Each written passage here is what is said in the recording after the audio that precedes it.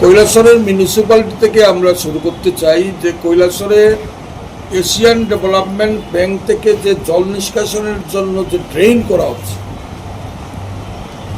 এত নিম্নমানের কাজ। আগরতলা থেকে একটা সংস্থা, আগরতলার একটা সংস্থারে দেওয়া হয়েছে, সেই সংস্থা যে কাজটা করছে এত নিম্নমানের,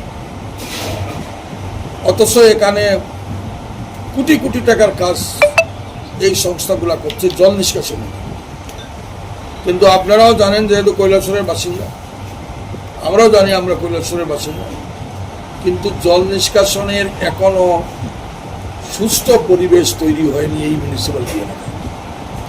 অত মিউনিসিপ্যালিটি এলাকায় আমরা যারা বসবাস করছি, দ্বিগুণ আকারে প্রপার্টি ট্যাক্স নেওয়া হচ্ছে, দ্বিগুণ আকারে।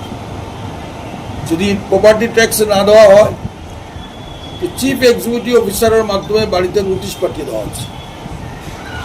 কোনো প্রয়োজনে আরওয়ার সার্টিফিকেট বা রেশন কার্ড বা অন্য কোনো কিছু যদি প্রয়োজন হয়, সেটা নিতে গেলে প্রপার্টি ট্যাক্সটা আগে পরিশোধ করতে হয়। প্রপার্টি ট্যাক্স আমরা দেব, দ্বিগুণ আকারে দেব, কিন্তু আমরা পরিষেবা পাবো না।